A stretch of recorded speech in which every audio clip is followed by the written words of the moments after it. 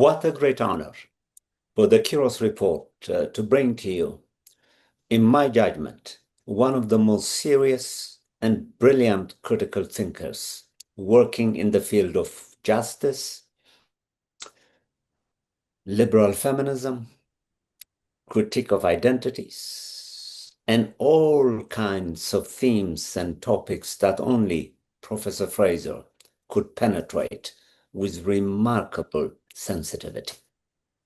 She is a professor of philosophy and politics at the New School of Social Research, among many, many other obligations of hers. Today, I had invited her for the first time to grace the Kiros Report, and the themes and topics that we're going to cover are essentially three. I'm going to begin to ask her to analyze what is being sadly being referred to as the Dark Enlightenment or the end of democracy. How deplorable, how depressive, but there it is. And we're going to analyze it, what it means, what it purports to be and to do, and so on. And then I'm going to move on to discuss her fierce and courageous critique of liberal feminism, its strengths and its flaws. And the conversation, which is intended to last about 1 hour, will then end with a thoroughgoing discussion of identity politics. Welcome to the Kiros Report for the first time, Professor Nancy Fraser.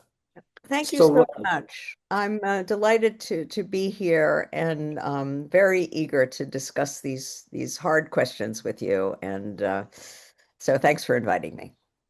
Wonderful. So why don't we begin with the very first theme, this notion of the end of democracy and dark enlightenment, as if we already know what enlightenment is before we begin darkening and lightening it. So let's respond to that. Yeah. What really strikes me as I now follow the development of this idea today of dark enlightenment is how it simultaneously evokes but also differs from the left-wing critical theory critique of enlightenment in the great book of Horkheimer and Adorno called Dialectic of Enlightenment. And I sort of feel that there's a kind of echo of that, but twisted now into like a tunnel from which there was no escape. Whereas Correct. Horkheimer and Adorno thought there were potentialities for redeeming the situation. So, in other words, what I'm trying to say is that I actually think there are real forces, mechanisms, and processes within our society that do lead to authoritarianism, to inequality, to militarism, to all those features that make up the darkness of our situation. Those are not exactly accidental. They have some real deep roots in the kind of society we are living in. But to conclude that they're inevitable and that there is no possibility of heading off those developments by paying attention and transforming or at least reforming the features of our society that are producing them. To jump to that absolutely bleak conclusion is a mistake. We can't know for sure, actually, what will happen. Maybe the dark predictions will come true, but it actually depends on us, on what we do or don't do. And when development, this darkening development is presented as inevitable, then we give up all our chance to actually, right, find a better outcome. So again, I think the point I want to stress is that we need to pay attention to the actual deep structural sources of authoritarianism, militarism, and uh, let's say oligarchy, plutocracy. These are real, and liberals and others who sort of think it's all just a question of bad thinking and bad ideology are missing the depth of the problem. So let's You're focus. quite right. Yeah, You're quite right. And what is remarkable is your reference to the Horkheimer tradition is just on the spot, because in their case, they were not necessarily talking about an inherently dark dimension of the Enlightenment. They are merely pointing at that might happen if we do not attend to the potentials of using enlightenment in the classical tradition, which is the use of reason, the use of intelligence, critique of structural restraint, so forth and so on. In the case of the theorists of the Dark Enlightenment, if you notice, they also pay a blind eye to what you call cannibalistic capitalism, which may be contributing to the germination of the darkness of the Enlightenment and restraints on it. If they were to critique the potential of enlightenment to become dark, then they will have to invariably link it to the role of capital. None of this is a part of this tradition. Am I right? absolutely. And this is really exactly what I was hinting at in what I said just a minute ago. Um, you see, I do think it's the case that there is a moment, and this is what Horkheimer and Adorno were getting at in their book Dialectic of Enlightenment. There is a moment when enlightenment turns against itself. And that has a great deal to do with the way the social system incentivizes and licenses large investors and mega corporations and so on to sort of take over the organization of fundamental features of how we live. They determine how we work, what our family life is going to be like, what we consume, what we eat, what happens to the environment, the natural environment, and so on and so forth. So once that all gets sort of driven and organized for the sake of more and more profit, then you have the this sense of a certain kind of rationality, which Horkheimer and Adorno called instrumental reason, means end reasoning. And what is the end? More profit, more capital, right? When that is the end and everything else is turned into a means to that end, then it's sort of, you could call it a kind of rationality, but it's perverse rationality. And that's when enlightenment darkens. And that's when a capitalist social order begins to cannibalize itself. It eats away at its own foundations. It eats away at public powers and our capacities for collective self-determination, democratic self-determination. It eats away at nature, at the planet, and all those environmental conditions that we need to live, and so on. It eats away at our abilities to care for each other in family life, in community life, in our neighborhoods, in our cities, and so on and so forth. In all these cases, and of course, it produces, like toxic death zones throughout the world. I mean, just look at Gaza, for example, today, or many others. Whole areas of the globe and whole populations get treated as waste.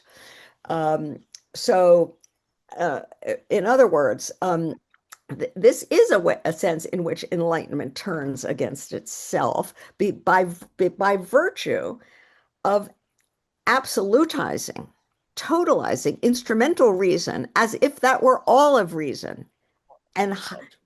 and linking it to that demonic drive to accumulate capital with no limit whatsoever.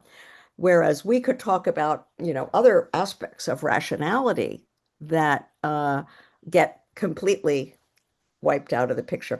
Incidentally, I just happened to watch this new Jesse Armstrong movie that was just released called Mountainhead, Mhm. which is an extraordinary dark satire, let's say, loosely based on figures like Elon Musk and Peter Thiel and Sam Altman and so on.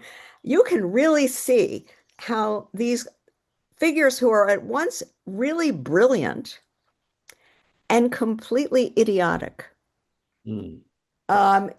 just sort of with this instrumental rationality, run amok.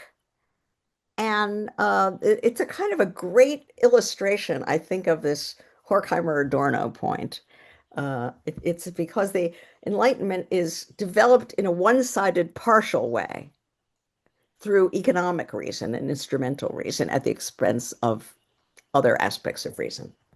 Mhm. And you'll surely agree with me that even Foucault, who is among the most pessimistic semi-Marxists who responded to the critical tradition, did not go as far as contending that the Enlightenment is dark. Even Foucault did not go that far, were at these proponents of the end of democracy, following the Hobbesian tradition, I think, to a great extent, have absolutized the tyrannical misuse of reason that may result in removing what he called the politics of care and compassion from our lives. Yes, I agree with you about Foucault. Foucault is a brilliant, I mean, well, I'm focusing on the Foucault of discipline and punish and that middle period of his work. Oof, sorry about that. Where were we? Foucault, and I'm thinking of the great works of his middle period, which I especially appreciate. For example, Me too. Discipline and Punish. Uh, he's a brilliant critic in the tradition that I associate with the New Left, which is Correct. looking at the dark underside of the social democratic welfare state, not That's in order to go back to some kind of dog eat dog, economic liberalism, social Darwinism, but to actually figure out how to move to an even more emancipatory development of the welfare state. I think that Foucault was always, um, however pessimistic he might have seemed at this point or at that point, he was always um, hunting for the seeds of a way out, for an emancipatory transformation. Um, it's interesting that some of the great figures of the neoliberal movement, historical figures, including Hayek and others, uh, they're the ones who really say, you know, at some point, democracy and capitalism become incompatible. And then when we have to make a choice, we ditch democracy and save capitalism. But right. figures like Foucault never took that. No, not yes.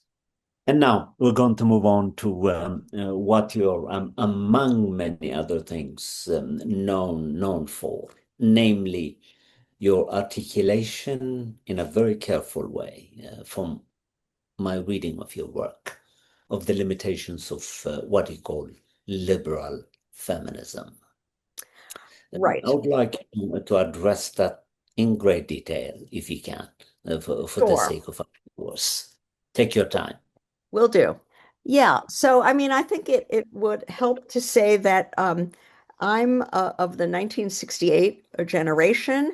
And so I came to feminism as the so-called second wave erupted, having already been a participant and an activist in the civil rights movement, in the anti-Vietnam War movement, in SDS, the Students for a Democratic Society, and so on and so forth, having already become very interested in Marxism and socialism. And the eruption of second wave feminism was like some kind of I don't know, an epiphany. I mean, it sort of changed everything. Uh, but in the atmosphere in which I encountered it, it was very much linked up with struggles against imperialism, against exploitation, against structural racism, and so on. So it was part of the left, the new left. And I watched as the sort of energies of the new left waned and people sort of started drifting into whatever else they went on to do after that period of activism.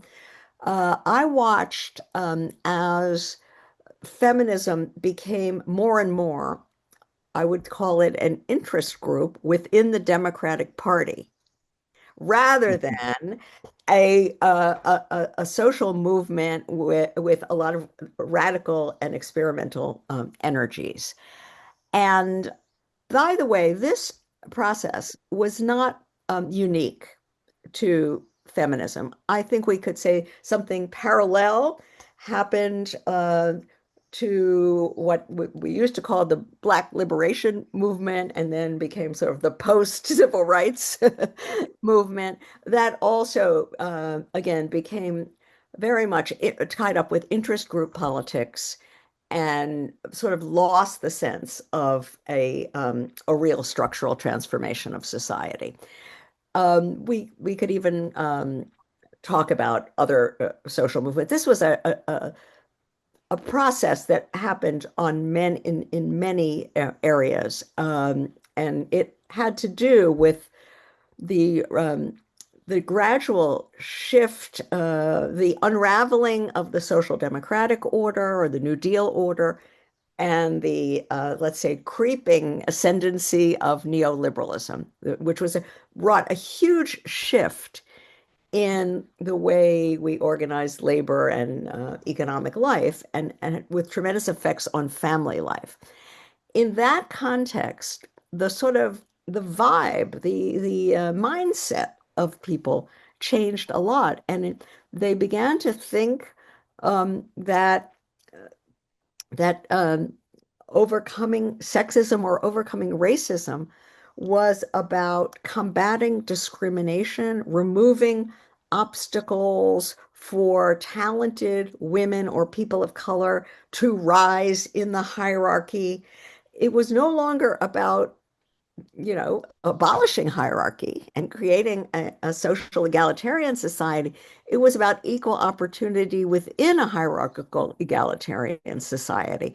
And so I would say within feminism, the ideal, this was never stated as such, but the ideal became women should be equal to the men of their own class. Now, that is not what feminism meant to me as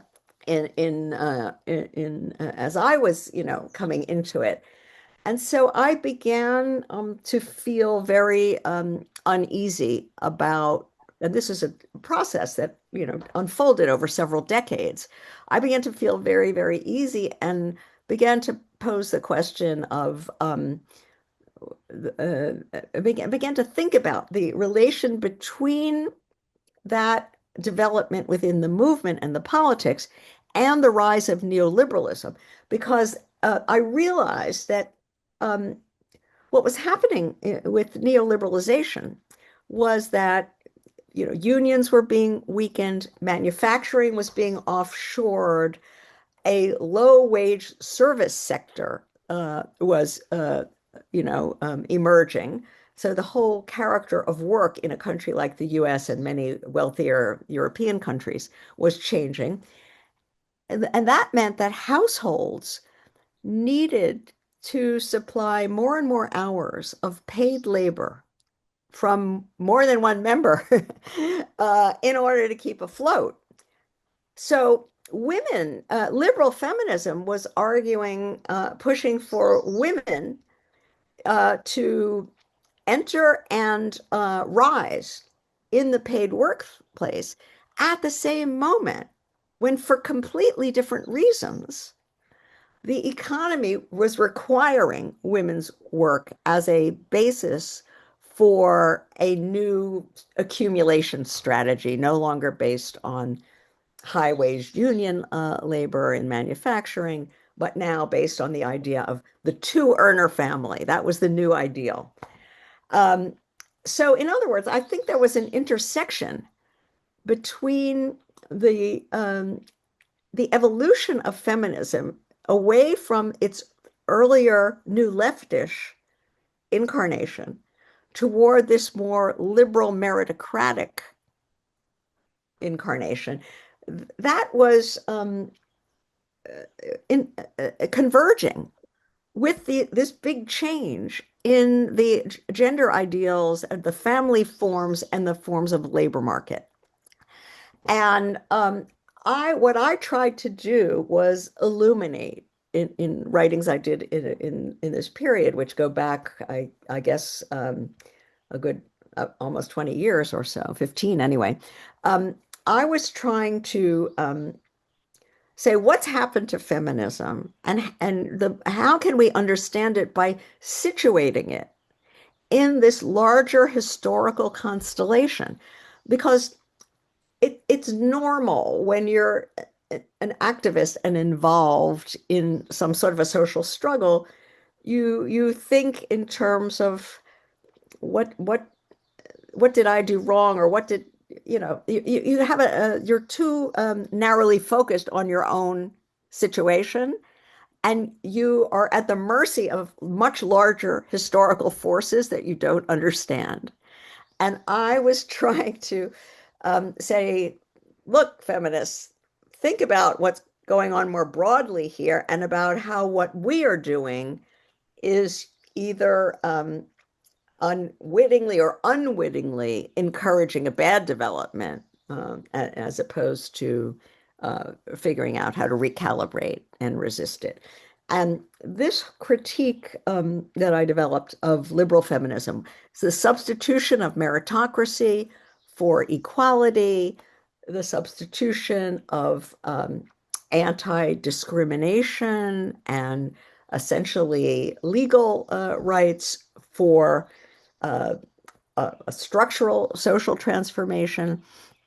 Um, that culminated when I joined with two other really interesting thinkers, Cinzia Arruzza and Tithi Bhattacharya, and published a manifesto called Feminism for the 99%. And Correct. we wrote this in 2016 in the immediate aftermath of Hillary Clinton's loss to Trump, the first Trump. And so we thought that somehow the idea was, the hook in the book was that the defeat of Hillary Clinton was like a wake-up call that liberal feminism was on the wrong track.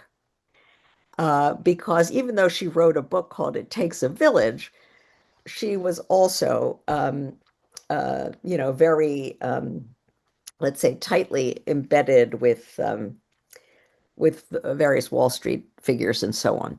So we thought, that was a wake-up call that feminism needed to change course. And this was also in the aftermath of Occupy Wall Street and of the Bernie Sanders campaign, the first one. And so we thought, okay, let's try to develop what an alternative feminism would be, a feminism for the 99%, as opposed to a feminism for the 1% or even the 10%. Uh, that's the idea in a nutshell. Incredible. Very, very well stated. And now, at the expense for sounding redundant, but analytically, I think there is a relationship between your critique of liberal feminism and your larger critique of identity politics. And within that context, these prevailing discussions of DEI, the turmoil at Harvard, which, among other things, dismantled a Black president, so forth, and so on. If we interlink all these facets of the Enlightenment project, what we end up with in the end, however cruel and uncaring this may sound, is to demolish the very idea of identity politics, up and including this discussion of intersectionality. I would like you to respond to that. Yeah. Well, It's very deep going. It has all kinds of tentacles. One doesn't know where to stand, but let's give it a shot. I'll do my best. It's an immensely complicated question that ramifies in several different directions. So, I guess yes, I want to start um, by just talking a little bit about even this phrase, identity politics, and what it yeah, really means, because the general and somewhat loose usage applies this to feminism, to the politics of gender or of race or color or of sexuality. And the assumption is that these are merely identity politics, yeah, whereas issues of class and labor and race, and unions and so on, um, are some the real politics. Now, I am against that way of sort of thinking about this whole field because for me, gender and race are very material. The problem is not that we're focusing too much on gender or too much on race and not enough on class. And that's what many people mean when they criticize identity politics. correct. I do believe we're not focusing enough on class, but it's not because we're focusing too much on gender and race. It's because we're focusing on gender and race in the wrong way, as if they I see. were merely identities, but they are not, Mm, because the, our society depends on a sharp division between commodity production, economic production on the one side, and social reproduction based on care work, often unwaged, on the other side. And that's a gendered division. This is an institutionally anchored division, a structural division. Gender is not a mere identity, it's an actual institutionalized structure that divides labor into these two different kinds.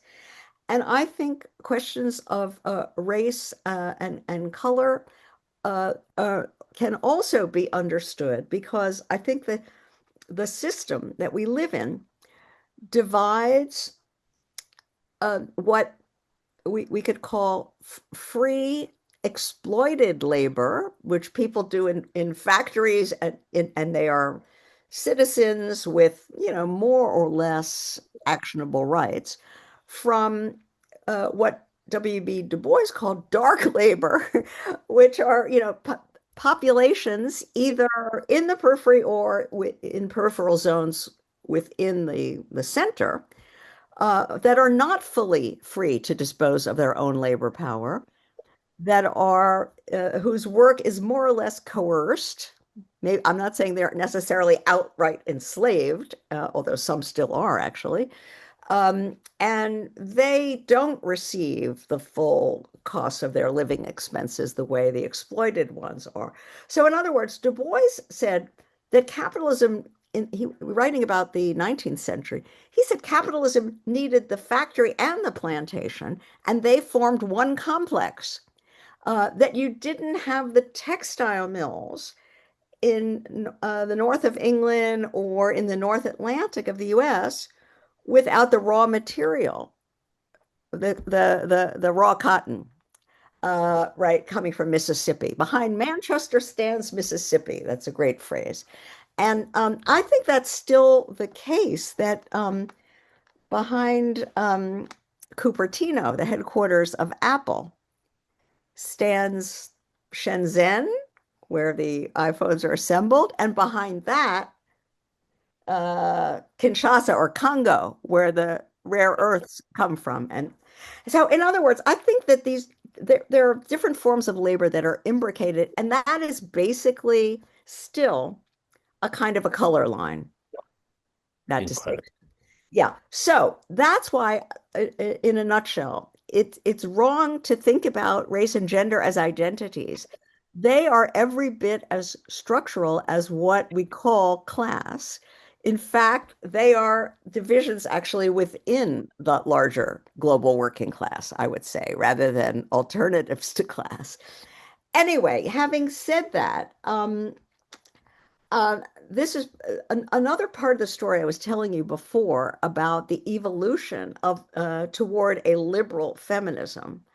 Yes. Another dimension of that, especially within the academy, within the university, was the sort of so-called cultural turn, in which everybody became kind of gaga over post-structuralist theories and everything was discourse, and we were going to kind of deconstruct all the significations and so on. And that was there was brilliant stuff done. I'm not saying that there was nothing there. Brilliant stuff done. But it pulled everyone away from paying attention to political economy. So then we got merely identity politics, merely cultural politics. And that's something that I tried to criticize. I would say, though, back to identity politics, there's a sense in which I want to say all politics is identity politics. And how could it be otherwise? Every mobilized group that is engaged in trying to articulate and conceive and defend its interests has to put forward some sense of who they are, what they have in common. Labor unions have always done that. Nationalists do that. You can't avoid it. But the problem happens when you think that that identity is the whole story, when it ceases to be an expression of what you're trying to do and becomes the point. Do you see what I Incredible. mean? Of That's course. what I think happened. And so in terms of DEI and so on, I mean, I have to say I think that there was a the idea of diversity, equity, inclusion. I mean, these are great words. How could you be against this? But it's absolutely true that they became sort of harnessed to a huge bureaucratic, top-heavy administrative sector of the university. I watched at the New School, which is a very poor institution, hiring one after another associate vice president for this, for that, for the other, all of whom are making, over 300K a year, while the faculty is being cut, student aid is being cut. So, I mean, something went really wrong, I think, in the universities from where I sit with DEI. And it's also true that, we all know of particular incidents where people were unjustly persecuted in the name of DEI. That none of that is to endorse the right-wing critique of wokeness. They have their own agenda. I would actually have to single out especially something that is very painful to me as a Jew, and that is the weaponization of the idea of anti-Semitism as a way of trying to destroy uh, the intellectual life and research and great universities like Harvard, as well as not so great universities. I mean, this is a project. This is the Dark Enlightenment. Um, and the recently, Trump said he wanted to give the money that now the federal government grants to Harvard to trade schools.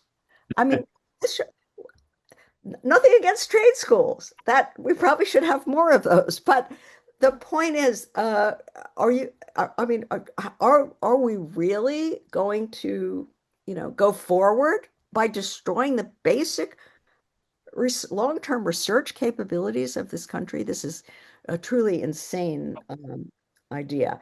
And somehow, I don't know, um, it's kind of this the anti-elitism, and there is a valid critique of elitism. Too many students at Harvard are legacy admissions. There are all kinds of things we could say about it. Uh, Absolutely. it is an institution that is essentially reproduces a stratum of the ruling class. There's no question about that. Indeed. But it's got the most brilliant scientists in the world, and so in general, I think that identity politics today is being weaponized um, uh, by this, unholy alliance between MAGA and Silicon Valley. And, you know, um, by contrast, the sins, if there are some, of, you know, women's studies programs and African American studies programs, these are very minor by comparison to what's happening now on the other side. I think the empirical observation of what you see at the New School is remarkably similar to my own observations. I happen to be a fiction writer also at Berklee College of Music, in which I spent about 18 years. It's remarkable, Nancy, when I think about this, that the students who, in the name of diversity, were being recruited at Berklee College of Music were the children of the rich and powerful. And then you begin to wonder how diversity is contaminating the material understructure of genuine diversity that must be propelled by respecting the principle of human equality, which is exactly what was not being done at Berkeley. Our international students were milked because Berkeley is run by contributions of not just donors but student tuition. Some of the students whom they were recruiting were not even musically that competent, but it appears as if they were being recruited because Berkeley was milking their material power, which really makes a mockery out of the idea of diversity. That's one observation. And consistent with your critique of the hiring and recruitment of officers at the New School, I also noticed a similar tendency at Berkeley. President, vice president of this, vice president of. Yeah, in fact, I once asked at a meeting because I genuinely wondered how these people were using their 8 hours a day because Berkeley doesn't have 50,000 students. It's a very small college. I began wondering and asking myself, what do they do? I began wondering, do they get bored because they don't have anything else to do other than harassing faculty for complaints coming from very fragile students who complain about everything and anything, and these officers cannot wait until the students complain to them so that they could justify their salaries. Look at the way the institutions are being used and abused, and DEI is a dimension of all this. I mean, the values are right, but the way they're being institutionalized is very problematic. And because that's true, the this creates an opening for the real dark forces Of the Enlightenment. come in, right, and say we're going to smash the whole thing.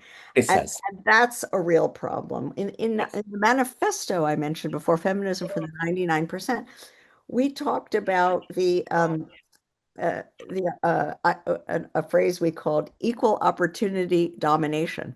That in some versions of so-called progressivism, Yes. um, the idea is to have a ruling class that is very representative, That's that right. has all the different colors and sexualities and so on and so forth. Of the ruling class. Yes. Yes. Well, everybody else is, Yeah, under the boot. Uh, that's right. so this is the equivalent of the liberal feminism. This is liberal diversity. Yeah. That's right. And now we have about 15 minutes left, and I'll be remiss if I don't engage your powerful work on justice.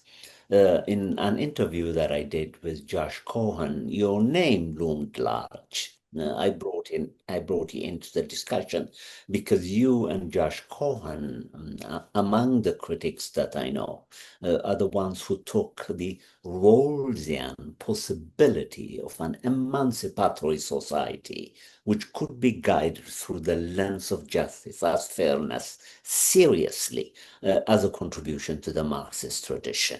Only you and Josh Cohen have traveled that path. The rest, I was a student of John Rawls myself. I never thought of him at the voice of the liberal tradition because justice as fairness is an open path. It could accommodate Marxist visions. It could accommodate liberal visions, depending on the inclinations and predilections of the critic. And you're one such critic who took justice as fairness seriously as a contribution to a Marxist discourse. I would like us to end this conversation by paying tribute to John Rawls, whom I think was one of the greatest theorists ever. I loved him as a human being, as a teacher, and as a thinker. What a great note to end on. I only met him a few times and can't say I knew him well, but I happen to be from Baltimore as he was, a different generation, but we shared the same hometown.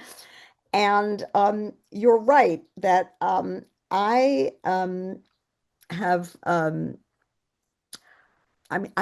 I do think that there are real important affinities between the roles of a theory of justice, forget the law of peoples and all of that, and Yes, the kind of Marxian, expanded Marxian critique that I'm interested in. For me, the most important idea that Rawls had, which I don't think anyone articulated. It's so obvious, and yet no one had really actually conceptualized it before, was the idea that the subject of justice is the basic structure of society. First of all, that there is such a thing as a basic structure of society. I mean, this is so powerful, and that this is the thing you want to focus on, the basic structure. And because this immediately directs attention away from the idea of this discrete issue and that discrete issue to the underlying framework and the ways in which the underlying framework is itself a generator of the what look like a lot of separate problems on the surface. That I think is so powerful, and I think is completely compatible with the best Marxian thought. Um, Now, I did not agree and do not agree with the interpretation that Rawls gave of what is the basic structure of our society. He thought it was sort of the liberal constitutional order. And I instead took the Marxian idea that it had to do with the political economy of capitalism. But I developed the political economy uh, view in a broader way. I didn't mean it's just the economy in the narrow sense of where things are monetized and commodities are produced and labor is paid for. I remember that Susan Moeller Oken yes, wrote a very brilliant, appreciative, she was also a student of Rawls, a brilliant and appreciative critique of Rawls because yes, he had in her reading, excluded the family from the basic structure of society. And she said, no, the family is part of it. Now, that was an original, let's say, Marxist feminist insight that the family is part of the mode of production. You don't get workers in factories if you don't have somebody else, raising the kids, birthing them, and feeding them, and not only that, making sure that the adults who come home from their job on the assembly line are able to be fed and bathed and rested and so on. So the family is part of the mode of production, or in Rawls's language, part of the basic structure. So you've already expanded something. Then I tried to bring in nature also. You don't have the factory without the source of the raw materials, without the energy sources, without the breathable air and potable water and so on that everyone needs in order to get to work and so on. And I think that one or another form of public power, we usually equate public power with the state, although there are many levels of public power. That's also but it's the way that all these things are arranged together in the way in which the public power, the families, nature are instrumentalized in pursuit of limitless profit. That's the perverse part of our basic structure. And the part to which, whether you like the veil of ignorance or you have some other model for how to think about how you generate your principles. That's less important to me, but that's the nexus that has to be scrutinized from the standpoint of justice or injustice. And I think Rawls, better than anybody, certainly in the Anglophone Tradition. political, philosophical, better than anybody, really zeroed in on this fundamental point, and that's why he remains an important touchstone for me. I am so inspired by your reading and your emancipatory visions of the good society that we can build from a very generous, careful, and analytically sharp interpretation of John Rawls and what he could offer the Marxist tradition. We have about 10 minutes left, and I would like you to pass on a message to the next generation. And think about emancipatory visions, even in these dark times, as it were. Where should we go? What should be done to revive the Lenin's tradition? What must be done? Well, I guess there's several things I would want to say.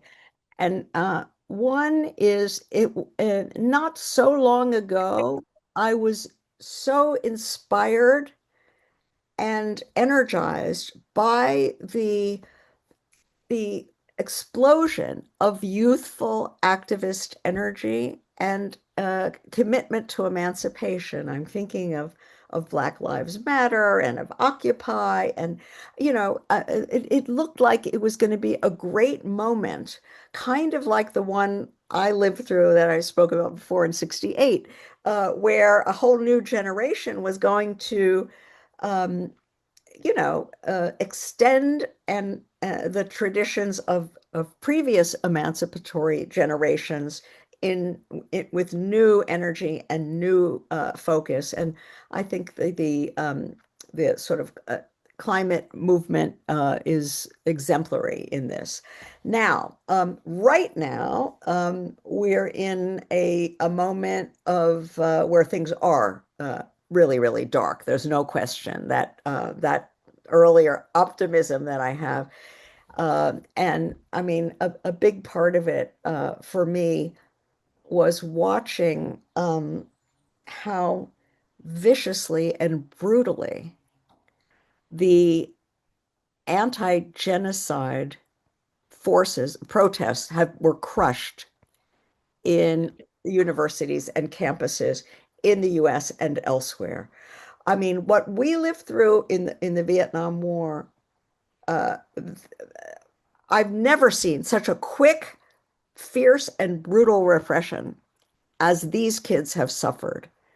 And it's heartbreaking. It's really heartbreaking. They are terrified, many of them. Some are still willing to stick their necks out, but they pay such a high price. It's that's very upsetting to me. Um, but I think what I will say is that we're in a period that I think is best characterized as an interregnum, meaning it's a between time. We are coming out of a period where there was a semi-stable, sort of, let's call it neoliberal, lib I called it progressive neoliberalism. We're in a period where that was a semi-stable regime. And what we have now is not stable. It is not durable. This is important. The if you just even think about the electorate, how people vote, it's very volatile. We talk about how polarized everything is, and that's true at the extremes. But what strikes me is how quickly people can sort of shift their positions. People who voted for Obama and then voted for Trump and then tried to vote for Sanders and then, this reminds me of like the 1930s where the electorate is all over the place. I think the biggest problem today is that there has is the relative absence, especially but not only in the United States, of a clear emancipatory alternative to MAGA. The Democratic Party, uh, with its centrist establishment wing, now I'm going to get partisan, has essentially, um, you know, um, basically blocked any leftish alternative of the Sanders type, let's say, for three presidential elections in a row. They've installed centrist alternatives that did not have a clue as to how to appeal to the disaffected people who have been drawn to Trump because there's no other alternative for them. And um, I would say, young people, everybody, don't assume that all of these Trump voters or Trump supporters are, as Hillary Clinton famously said, irredeemables. Wasn't that deplorables? Deplorables, irredeemables. No, that's wrong. If you start out like that, you've given up. You've lost the game before you've even made the first move. um, Develop an emancipatory narrative that explains why people are right to be angry and aggrieved, but why they have the wrong diagnosis, why they are blaming the wrong forces. The deterioration of living conditions for two-thirds of Americans is real. But it is not because of Mexican rapists or trans people playing women's sports or any of the other or wokeism.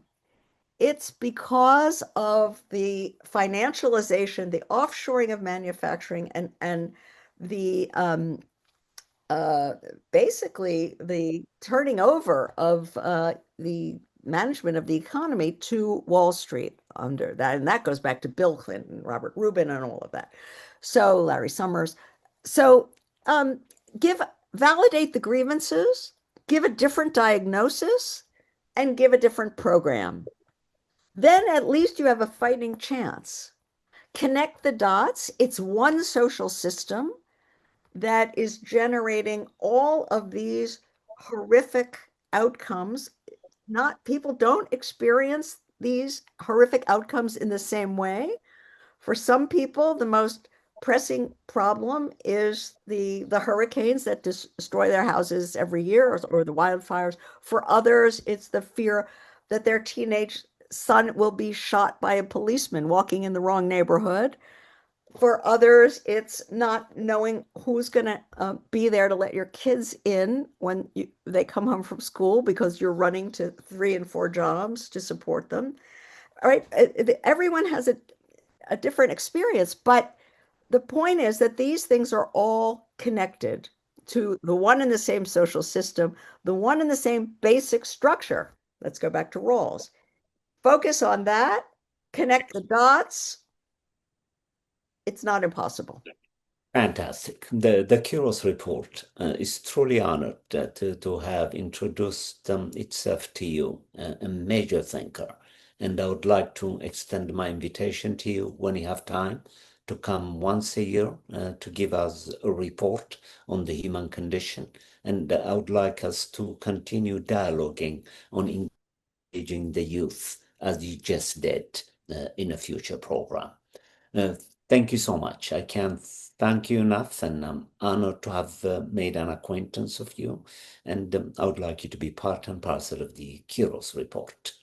Well, thank you. It's been a pleasure to talk with you, and I'd be happy to continue this dialogue.